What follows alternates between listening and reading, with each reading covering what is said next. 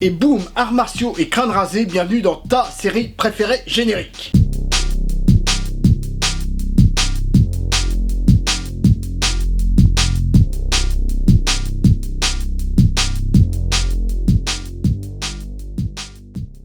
Les nouvelles légendes du roi singe, qu'est-ce que ça peut bien être? Eh bien c'est une série donc actuelle australo-néo-zélandaise basée sur une vieille série japonaise qui elle-même est basée sur un vieux roman chinois, genre du XVIe siècle. Tu suis?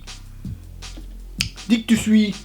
Allez. Du coup, est-ce qu'on peut dire que quand les Nippons bougent, la Chine se dresse?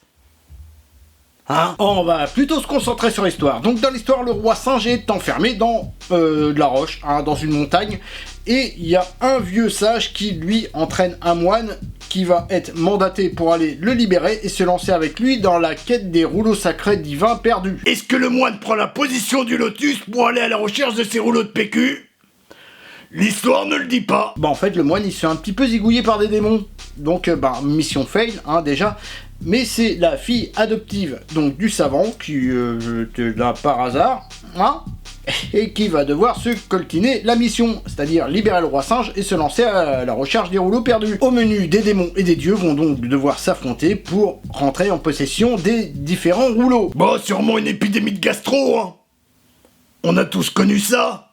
Côté casting, on a quand même pas mal d'inconnus. Tripitaka, donc le moine, ou la moine dans ce cas-là, est incarné par la charmante Luciane Buchanan. Quant au roi singe, il est incarné par Shai Hansen, un acteur, danseur, athlète qui, lui, s'était fait notamment connaître dans la série H2O, où il faisait une grosse sirène.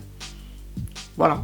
Et du coup, les légendes du roi singe, c'est bien ou pas? Pour une série fantasy, faut pas s'attendre à des combats exceptionnels, malgré qu'il y ait du niveau à certains petits moments. La mise en scène est pas si mal, et c'est parfois drôle.